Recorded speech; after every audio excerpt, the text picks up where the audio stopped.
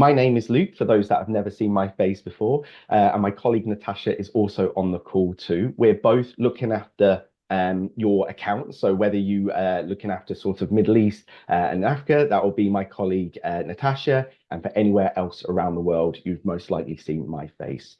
If you have any questions at all as we go through this webinar, we do actually have a special Q&A section. So you'll see in the Zoom call itself, especially those that are not familiar with the call and how the webinar structure is inside Zoom, there's a separate chat area and a separate Q&A area.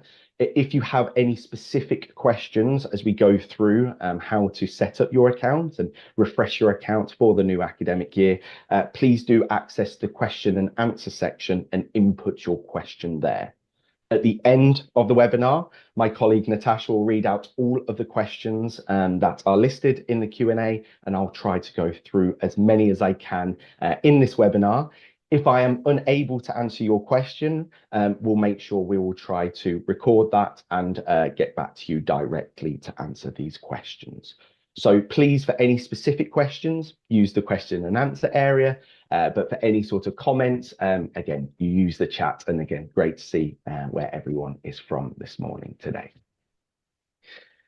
So my name is Luke. Again, as mentioned, I'll be covering today's Exact Path Diagnostic session and the courseware section. So if you have courseware as well as a solution with Edmentum, I will be covering this tomorrow as well.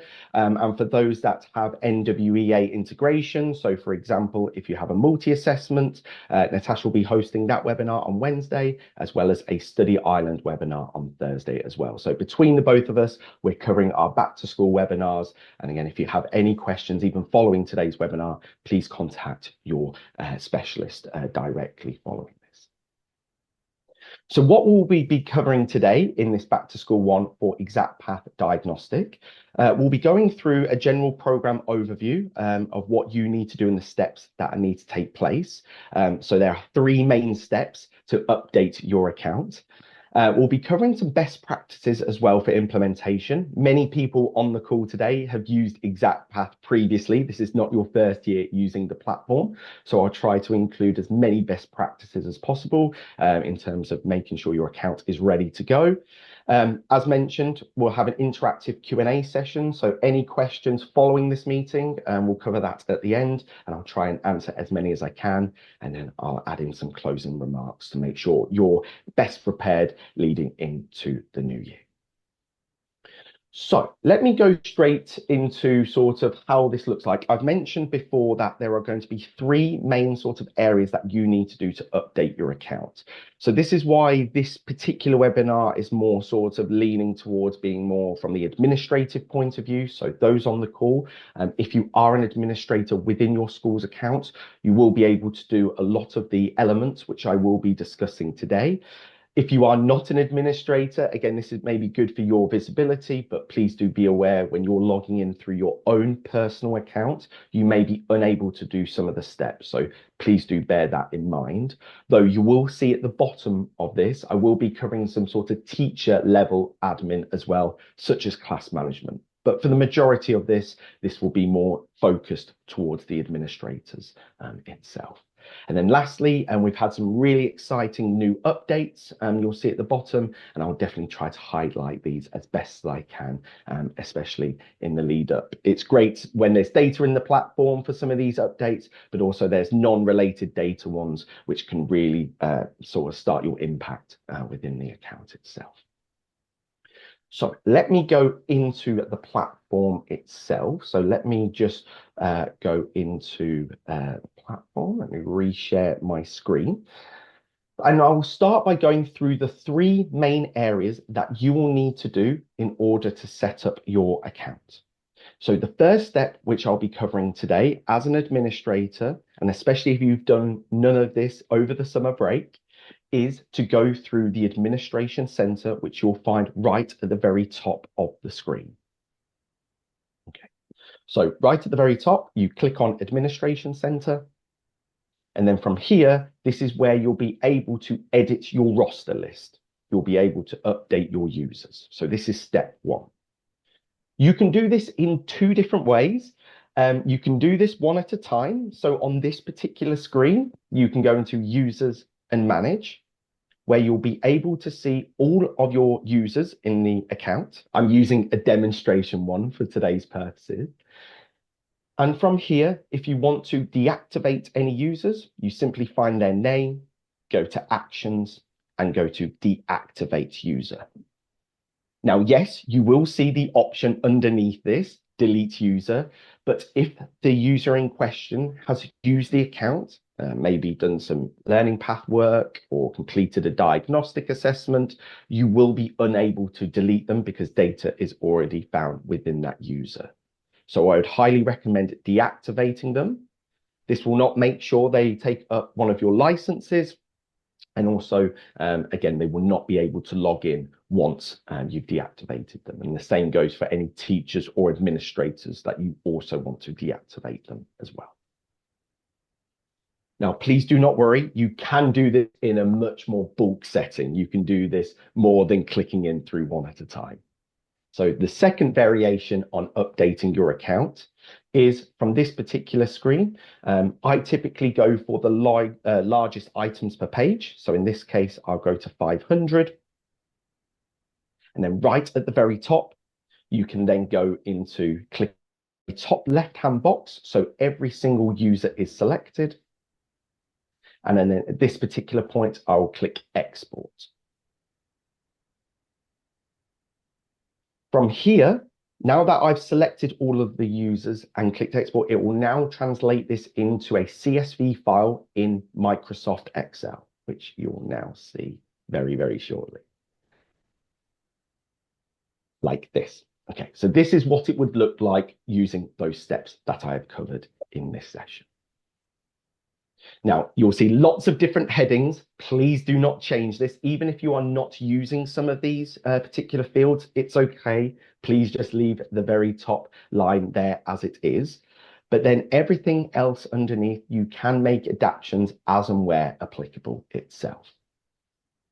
So let's start off. If you have a particular user that is no longer at your school or no longer needs to use ExactPath for whatever reason, you'll see under column G that it's status. And in here where it would say active, you're going to replace this and write the words inactive instead. So specifically inactive. I'll just zoom in a little bit for those that may be sharing some screens. So inactive. Okay, please do not delete the line. If you delete the line, there will be no changes that will be affected. So it's vitally important you write inactive at this point. Now, you might have some users that are going up a grade level, especially ahead of the new academic year. If I was yourself, making it a little bit easier, especially if the users are sort of at random, here, I would hover over and highlight row 1. I would go to sort and filter, which you'll find typically in the top right-hand side of your Excel file. And I will go to where it says grade and go from smallest to largest. So this is an example. So if I know my grade 1 students are now going to grade 2, I can then simply write 2 there and click and drag, and obviously do this in bulk a lot quicker than individually going through each one. If you are adding any other new users to the account itself, then you do not have to create this separately or add them in separately. You can actually include them in below using the same headings at the top. And this is why I say it's vitally important you keep those headings there, because if you do need to add any more users into your account, then simply follow the same structure. So first name, last name, usernames, and so forth. The last thing that I will cover here at this particular point, so say 2 frequently asked questions as such, SISID, when it comes to from a diagnostic point of view, it's not necessarily mandatory, but I would always advise it as best practice. This is basically where you may input your unique student number or unique staff number that you have at your school. You can list this here under this particular column. So if you are searching for users, more specifically, if you're creating classes and you're trying to find students to create these classes, Another filter or another field is by inputting their SIS ID, which we typically say is a unique student number. So if you have not included this before, or you have done, or a previous teacher or administrator of your school has included this, and you wondered what SIS ID was, this pertains to a unique student number. And the second point is location. If you want all of your reports to look really good, and especially all aligned, please do make sure they're all associated with the right location. If they're all of one particular school, then please, like I have done, inputted that particular school's name. If they are part of different schools and you know that location is in the system, then again, please make sure that is applicable. I know in the past from sort of best practice sessions, some users might have a location, some might not, and it might cause some of the reports, which I will go through later, a sort of a misinformation with this. So please do make sure your locations are uniformed and aligned, so your reporting will be such. So once you're happy with this document and you're like, yep, this is all updated, I've made all those users inactive that part of the school or no longer applicable of ExactPath, and I've added my new users underneath. Save this file. Please do it again as a CSV. And then going back into the platform itself, you're then going to go to users and batch processing. So the second option down to where I was previously. Then at this particular point, you'll then go to the upload tab file. Once you've attached that file and imported this, please go to the history and it will let you know whether you have done this correctly or not. In this case, where I've done it before, it says completed with errors. If you click on the floppy disk that you see here, it will highlight what the error messages are. But if you have any questions at all when you get this particular point, please do reach out to your implementation specialist, whether it's myself or Natasha, and we'll get back to you in regards to this. Okay. So to summarize this step 1 of 3 in updating your account ahead of the new academic year, firstly, please do update your users first before you do anything else. Go to the administration center. Firstly, go to users and manage. At this point, if you wanted to do it one at a time, you have the options here available to you. Or if you would rather do it in bulk, especially heading into the new year, select all of your users, click export, make your changes in that file, and then re-import that file back into users and batch process. So hopefully that's all made sense. Again, if there are any questions at all regarding this particular step, please do let us know in the Zoom question and answer section, and I'll make sure I'll cover that at the end of the webinar. Perfect. So that is step 1. So once you have done this and you've updated your users, you can then go into step 2, which is going into ExactPath itself. Then from here, again, vitally important, you are an administrator to be able to do these particular steps. You will then go into the settings wheel, which you'll find in the top right-hand corner. Now, you will work from left to right. And what I mean by that is you're going to start off on academic years. Now, for some of you on this call, you might not have an active academic year. What this means is that maybe you put the end of June or end of July, so you're now logging in for the very first time today and was like, oh, there is not an active year running. That's okay. I'll explain shortly what you can do here. Some of you on this call, when you're logging in, you might have an academic year running, but it's based from last academic year. So all of the data that's in there. Again, I'll come on to those particular questions shortly. And lastly, the third sort of people on this call, you might have an academic year running, but it's actually based for this upcoming academic year itself. Okay, so you might be in one of those 3 categories, either an expired academic year, or you're working off a previous academic year, or you're already in a new academic year. Now, questions typically come to me and Natasha saying, okay, well, when shall we start our new academic year? And for me, this really does depend on when you plan on taking your first diagnostic test within the account itself. The reason why I say this is if you are not planning on taking your diagnostic test soon, so maybe you've got an idea of the end of September or start of October, but you would still love your students to continue working on maybe their previous learning paths from last academic year up until that point, then I would advise editing your old academic year.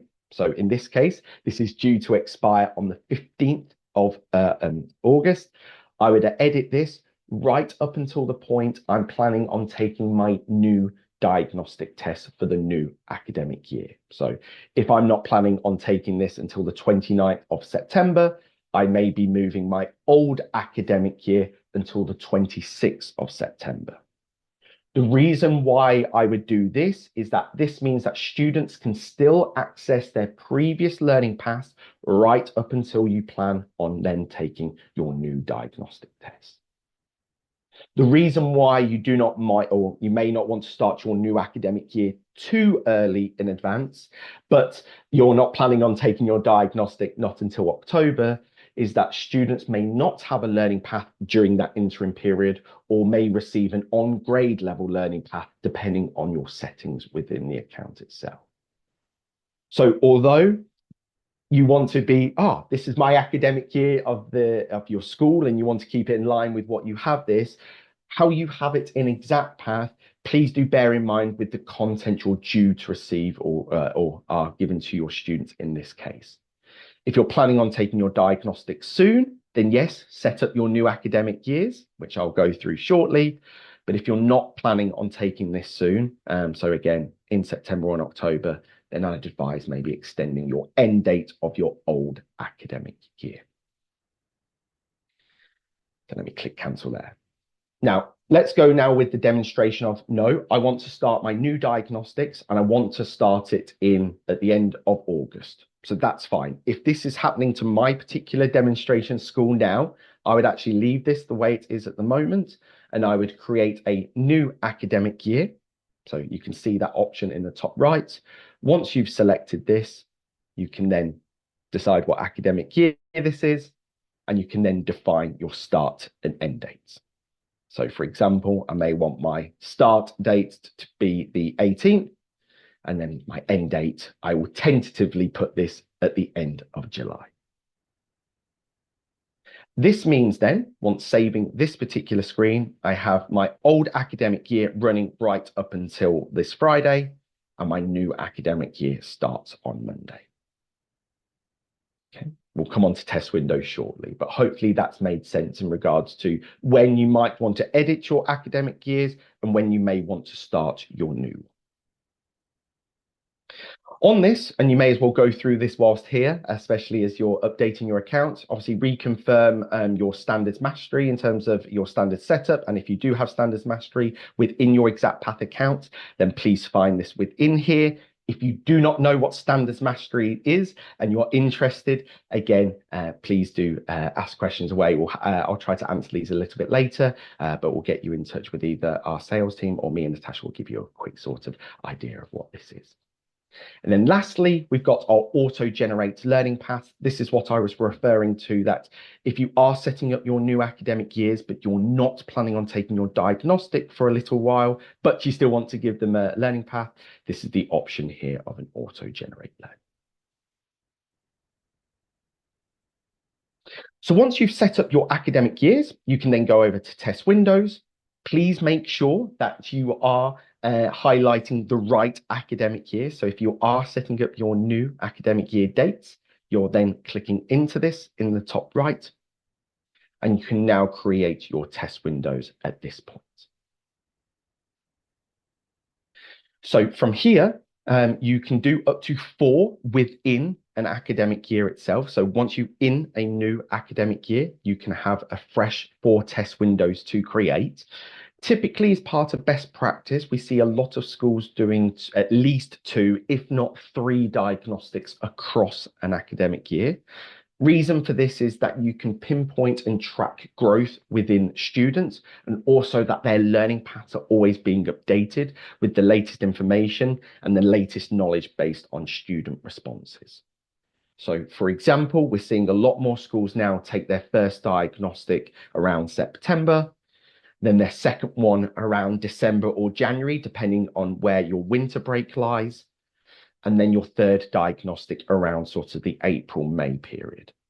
This way, we see students take tests, say, once every 3 to 4 months. Students have dedicated time to work on their learning paths between these periods, but also, as mentioned earlier, you can track growth between the 3 different elements of those diagnostic tests. And with our new reports, which I'll show you in our best practice sessions, this could be really valuable in seeing that growth. So yes, on this particular screen here, so I'm on test windows now within the settings wheel, click add test window, and then from this particular point, then you can do your start and end dates.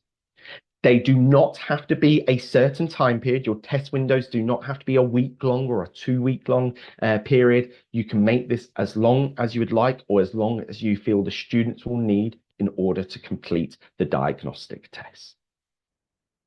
So, for example, if I wanted them to start from, say, the 19th until maybe the middle of September, click save, and that is my test window 1 already organized. Then if I wanted to add more, then I can do in the top right. The last area on this particular screen is if you did want to make it only available for students within certain hours, you will see the test availability below, where you'll be able to select available hours or no access, especially if you do not want students accessing maybe over the weekend, for example. If you're not bothered, then leave this, but by default, it is any time. So if you did want to make any restrictions, then please do accordingly.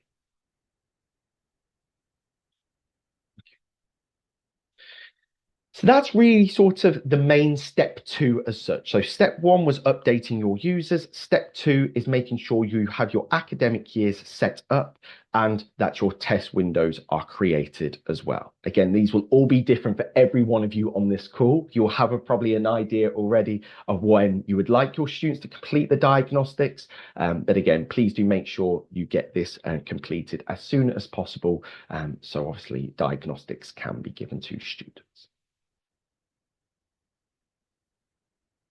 Okay, so that's step 2. Step 3 now. So again, the final step. I said there was 3 steps, or 3 main steps in updating your account. And this is where it kind of parlays into teachers are able to do this step as well as administrators. So this is entirely up to yourselves as schools, which ones look after this particular 3rd step, and that is managing your classes. Okay. So to do this, go to the Manage Classes element here in the top left. And then you'll hear Manage Classes.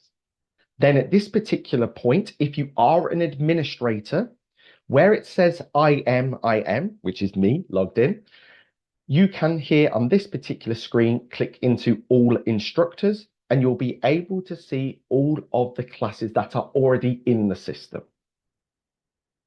Now, out of best practice, especially if you want to make sure it's all refreshed and all up to date, many schools that myself and Natasha work with, we actually advise in selecting all of them and archiving them and creating brand new classes ahead of the new academic year. This is so that the reports that you will see later into ExactPath are all fully up to date with students in the right classes.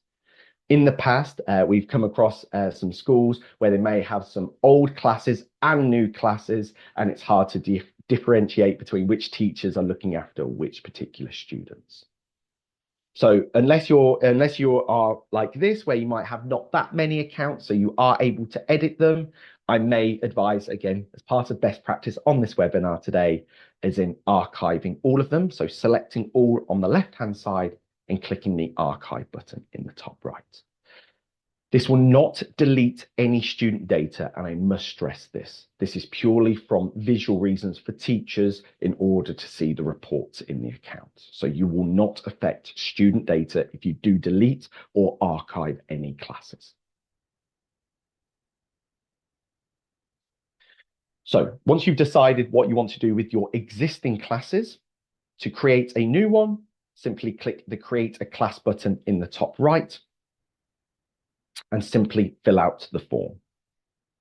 Now, use it in whichever naming convention. This is why I say administrators and teachers can do this particular step, because administrators might have a particular, how reports and how classes will look like. So you might be here thinking grade 5A, for example, where both English and math teachers, for example, if applicable, you might want them to all be instructors of the same class looking at this, or you might have this differently. So you might have grade 5 math, and then a separate one for grade 5 English. Or alternatively, you might want to leave it up to the teachers to decide how they name their class. But again, where possible, if you can make it more uniform so it's easier to pick out certain reports, it will be a little bit easier. If you want to add other instructors to this, so let me create my demonstration class here. So Mr. Stratton's 5th grade. And then if I wanted to add, say, for example, Mia, who's another teacher that wants to go into this particular one, I can then click into this. If I might want to add also Ethan, I can also do this as well. So all of these, if I wanted these instructors associated with this class, these teachers will be able to see those reports. Select your school and your grade, if applicable. And then below, you'll see all of the users that you've set up. This is why I say, please make sure you do step 1 first in updating your users. And then at this particular point here, then you can update your classes. If you update your classes first and then do your users afterwards, you will have to repeat this process again. So please do this in order. So select your student. So you can use the naming convention. So if you wanted to input their name, you can do. If you wanted to do the SISID number, so again, a field that when you've updated your users, you can use that in this particular field here, or you can use simply their grade level here on the right-hand side. Select your users by clicking the plus button next to their names, and then please make sure you click Save Class at the bottom. There's been so many instances where you do all of the hard work, you do all of the above steps, but do not click Save Class at the bottom, and therefore it's not remembered what you put. So please make sure you do this. And once you've created your class, you'll now see this above your name, or below your name, should I say. One part of the agenda was login management, and a typical question is, what if a student is asking what their usernames and passwords are? Once a class is created, click into it and you'll see the class login cards option above. Click on that button and it will let you know your school's account name, the student's username, and their password to log into the platform. And for those on the call that use easy login process, this is generally used for, say, maybe younger students, but if you find this applicable, this is also where you turn this on. For any more information, I do not want to make the webinar longer than it needs to be. Again, look into this. We've got an I button, or please contact myself or Natasha, and we can explain what the easy login process is in more detail.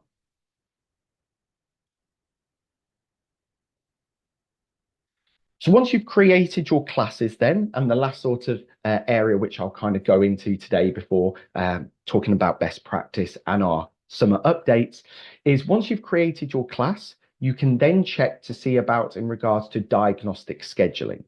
So this is where you select a subject in the top. So let me scroll here, so click on either math, reading, or language arts, which is applicable with your subscription. Go into diagnostic scheduling.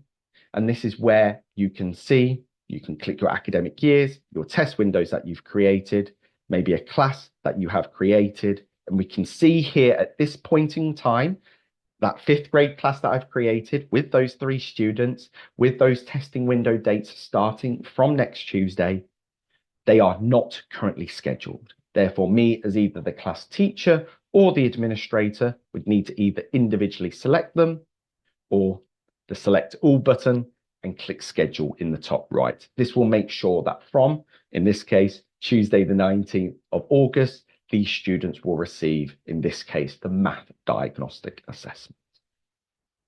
So again, once you've done those three main steps, if you did want your teachers or yourselves as administrators to check if they have been scheduled the diagnostic test, again, please do so accordingly, clicking into the subject and then the diagnostic scheduling in the bottom left.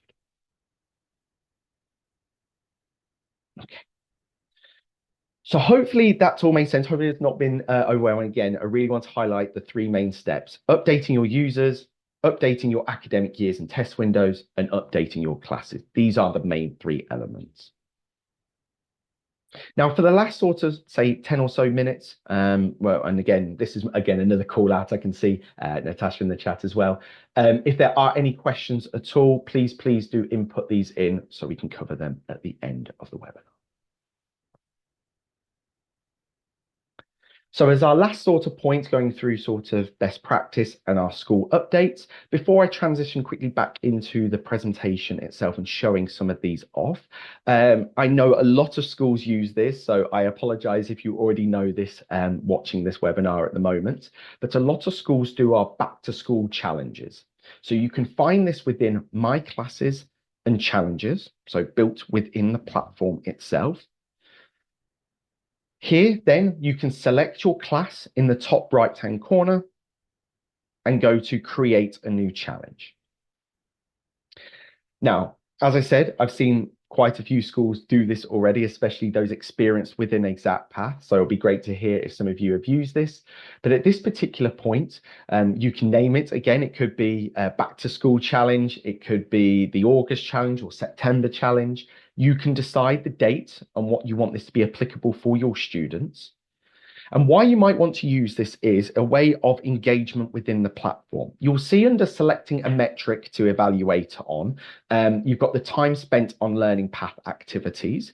Now, we recommend as part of our third-party research and those using within the platform itself, 40 minutes per subject per week to see that significant growth when it comes to your students. So again, if you wanted to use that as part of your back to school challenge, you could select time spent on learning activities and inputting this here. Likewise, if you want to more lean into how many skills are mastered in terms of the trophies within the platform. So this is where student scores 80% or higher on a progress check. So this can only be achieved once a diagnostic has been completed. Then yes, you can also use this as a metric. Now, many schools, especially back to school, more maybe lean into time.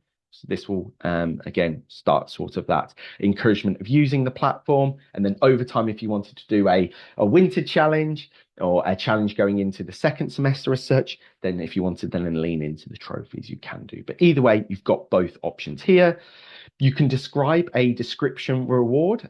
So for example, if you wanted to reward the students or any students that meets your benchmark, whether this is through a class point system that you may have or a class prize, then again, you can input this in here. And the badge system is if your students does achieve your challenge, they will receive this badge in their own Exact Path account and they will be able to print off a certificate. So again, any badge that you select here, this is what they will receive under their My Rewards page within their own personal Exact Path login. And then below, you can check which students are applicable for the challenge. So if you've never used this side of the platform before, didn't even realize this was here, this is a good sort of pointer, especially going into the new academic year. Okay. And then we'll quickly go into the platform. Again, there's other questions. I'm seeing questions come in, so thank you for those that are inputting these in. I'll discuss them a little bit later. I'll go through the summer updates first. And again, another thank you for all those that are joining live on here. So let me just pause my screen and we'll go into our summer updates. Again, some of you may be very aware of what these are already, so I apologize in advance, but some of you may not be aware of these. So hopefully this is a good sort of point to reference what improvements we're making at Edmentum within ExactPath itself. So you'll see here, this is more applicable for ExactPath and Standards Mastery. So for ExactPath, I'll quickly cover our impact report shortly, though I know this has been discussed with my schools that have done end of year reviews, as well as Natasha's schools as well, for those that are on here that have had end of year reviews. You may be aware of this already, but I'll still discuss it nonetheless.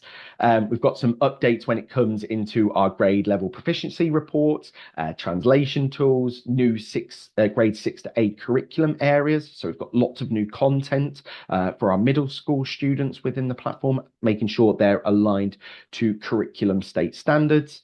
New teacher resources. These are found in the assess and teach areas as well. And we're even including more skill coverages across kindergarten to grade 5 in reading and in math, which is upcoming in February, and some lesson ideas, which you'll find within the assess and teach function as well. And you can see on the right-hand side what's due to be updated as well. We do have a sort of summer update page within the Edmentum website itself. So please do check about this if you want more information, but I'll try to cover some of these for the rest of these webinars. So when it comes into ExactPath itself, you may be familiar with our impact report. Now, this technically came out in January, February time, so towards the start of the second semester of the last academic year. But some of you may have not seen this or used this because the impact report only works as if at least 2 diagnostic tests have been taken place. So for example, when it was released in January, you may have only took 1 diagnostic at this point, and therefore this would not have been applicable or shown. This will only work if you have 2 test windows completed and 2 sets of data where students have completed a diagnostic test within a subject. Now, what the impact report will show you is the difference between how they scored in test window 1 and test window 2. It can group it up similar to what you can see on screen now in regards to a trends report. So you can highlight certain grade levels or groupings of grade levels to see, okay, based on what they've done in their learning paths and how they've performed in their diagnostics of test windows 1 and 2, how much have they grown? Now, what we again advise as third-party research is looking at completing at least 8 skills within a semester, so 16 skills overall within an academic year itself. Again, is another statistic in seeing that significant growth. So within the impact report, you can see this particular screen on page now, where this is in regards to looking at that trend, seeing, okay, how many of your students have improved and by how much? But also there will be a section, and please do bear with me for those that are looking at shared screen, we do have a separate tab, which is our students tab, and you will be able to look at this on an individual level as well. So well as a grouping level, like you can see on screen now, you will be able to see how each individual student has performed in test window 1 and test window 2. And again, based with what they've done inside their learning path, how much have they grown? Naturally, for those schools on this call and watching this webinar back, if you take more than 2 diagnostic tests, so maybe you take 3 or even 4 throughout an academic year, you will be able to even compare those results as well. So test windows 1 and 3 or 1 and 4 too. So this is why it's vitally important you do at least 2 diagnostic tests within an academic year, not only to ensure that the content given to the students up to date, but also that you can pull reports like this to see student growth. And obviously, as you can see on the right-hand side, see that scaling growth across all of your students and not just on an individual level. So if you have not checked this out, if you're still within sort of your previous academic year or even last academic year, you had completed more than 2 test windows, I highly advise you finding our impact report within the general reporting section and taking a look here. Again, if you have any questions whilst exploring, please do contact either myself or Natasha, whoever is your school specialist.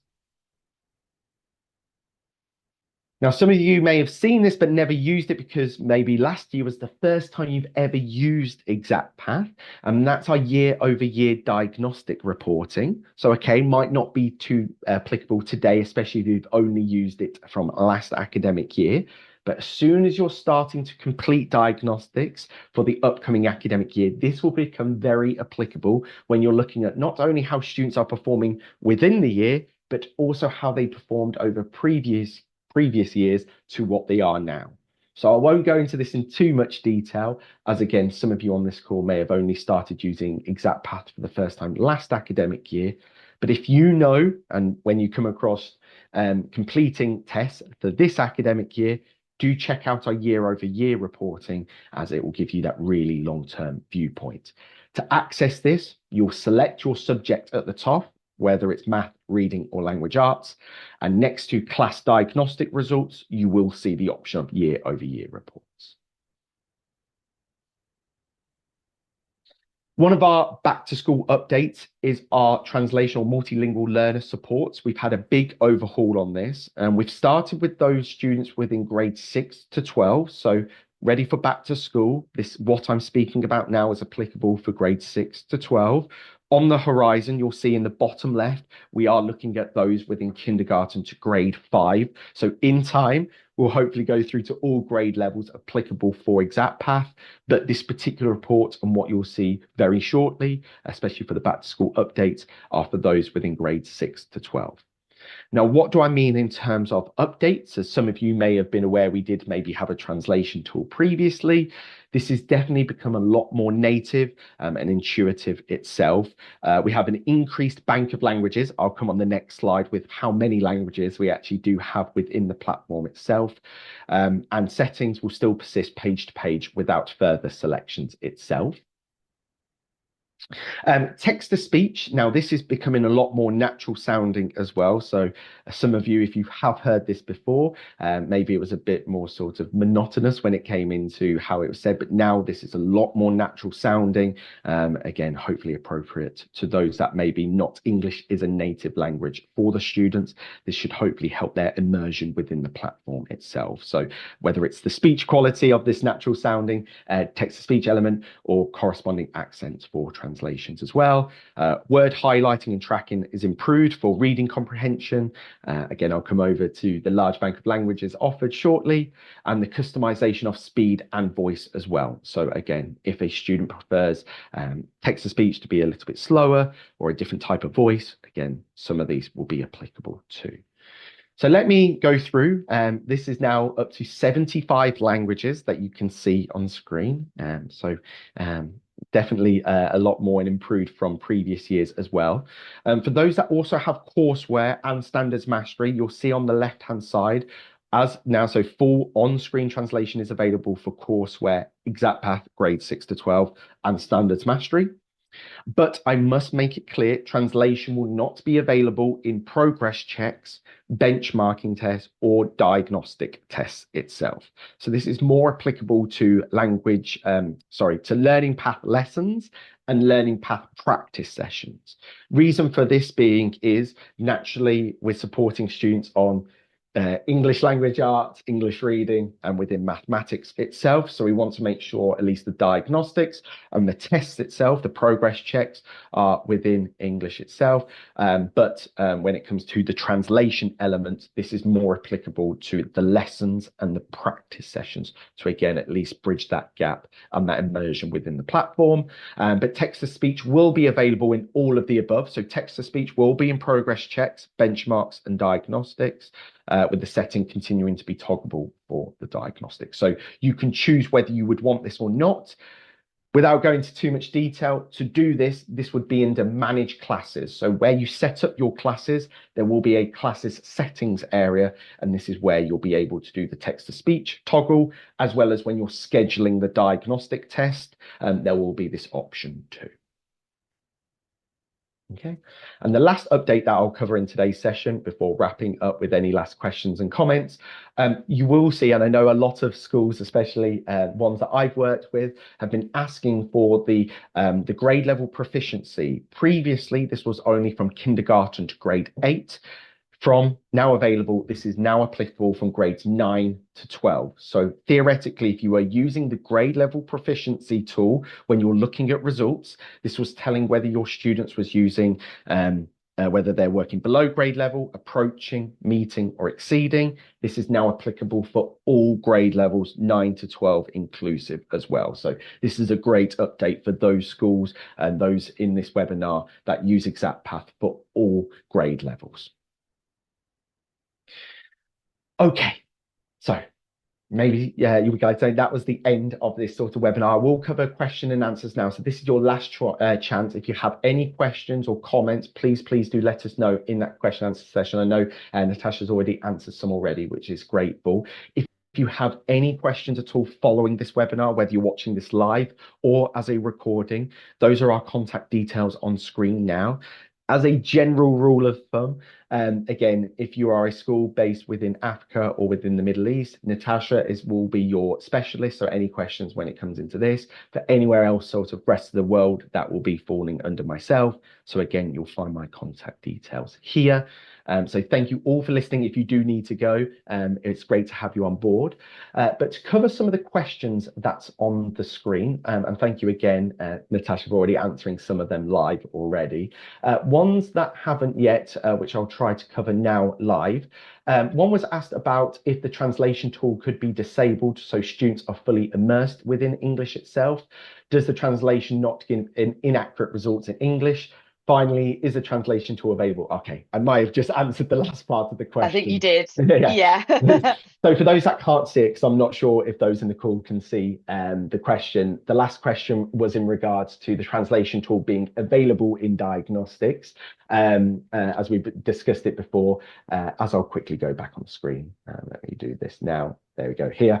The translation tool is specifically for the lessons and the practice sessions. For anything meaningful, such as progress checks, which will determine the next step, and the diagnostics itself, the translation will not be available for them. So it's only strictly for the lessons and practices.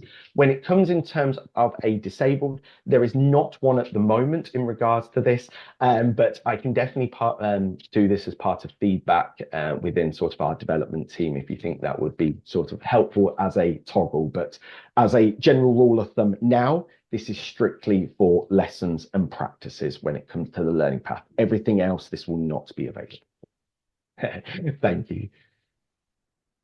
Okay. And I think, Natasha, I think you've covered the other question and answers already. You've typed them Yeah, out from there's there. just a couple more. Yeah, sure. Go for it. Um, Yeah. so how do I ensure students have been assigned the diagnostic assessment? You covered that already, which is Okay. fab.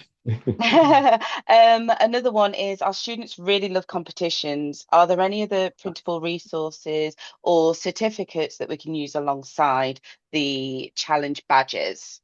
Great question. So let me quickly pause screen. Let me go back into the platform itself.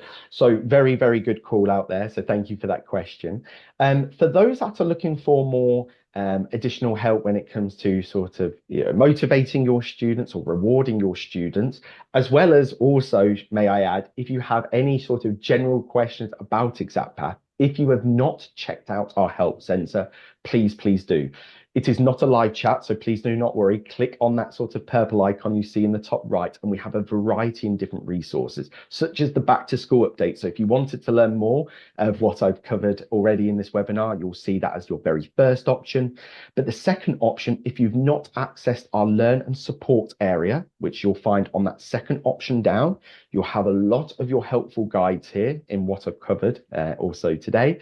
But what the question is referring to, I'd highly recommend looking at our students and families area, and more specifically, our printable materials element.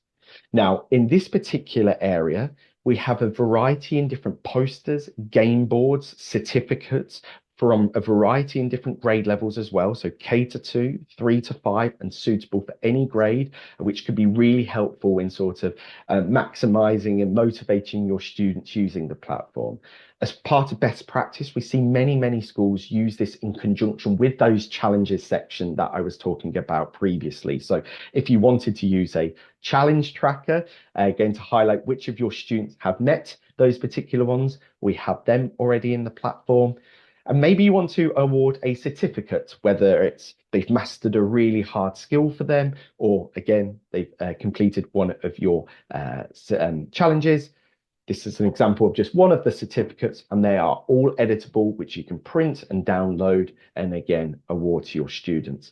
And as a sort of a call out as well, if you do decide to use these certificates in a variety of your creative ways that you use at your school, please do let me and Natasha know. We would love to sort of shout out the great work that you are all doing at the school, implementing Exact Path within your school. So if you are awarding certificates or doing the challenges that I was referring to earlier, or doing sort of trackers, again, please do let us know, as it's great for us to hear how you're using the platform, and again, to sort of show that off as well. Hopefully that's answered the question. I think so. Yeah. Perfect. Anything else? That was pretty much everything. Yeah. Perfect.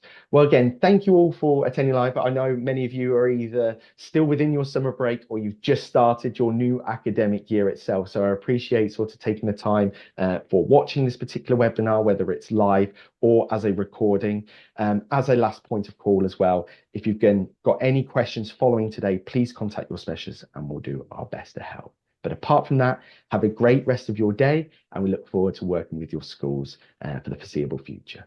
Thank you all for watching.